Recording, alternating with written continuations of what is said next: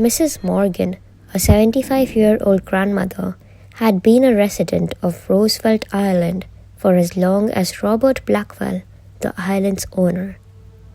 She was often sitting by her window with a cup of tea, observing the happenings on the street.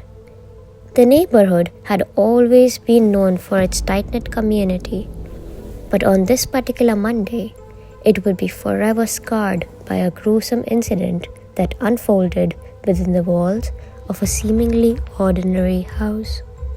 Mrs. Morgan was sipping her tea, looking at the street from her mansion when she noticed the decorations of the Blackwell house not in place, rather shattered on the floor. She briefly wondered if Alice Blackwell had allowed the loyal dog to roam freely, but quickly realized that no dog could cause such extensive damage on its own.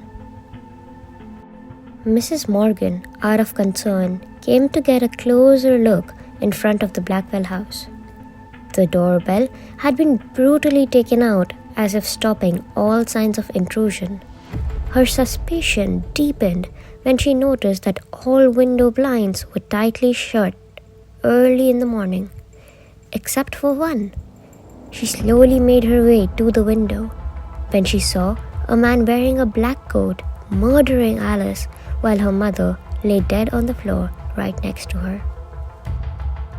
Terrified, she ran back to the safety of her mansion, frantically calling the police to report a gruesome murder on the Blackwell Island. However, just as she was about to alert the authorities, she heard a knock on her door. To her relief, it was Henry Blackwell, the husband of Lucy Blackwell. He looked baffled. Mrs. Morgan assumed it was due to his realization that both his wife and daughter lay dead in the house. She went to fetch a glass of water. That's when Henry grabbed her by her neck from behind with a knife in his hand, whispering into her ears, "Leave before you're the fourth victim tonight." He released her, cautioning her not to speak of the crime that she had witnessed. Henry offered her money as an incentive to remain silent. 5 years later, Mrs. Morgan learned that Henry had died in a car accident.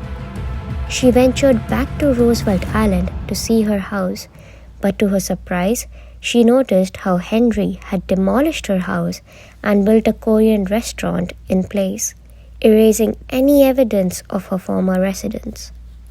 Mrs. Morgan often sits in front of the Blackwell house, reflecting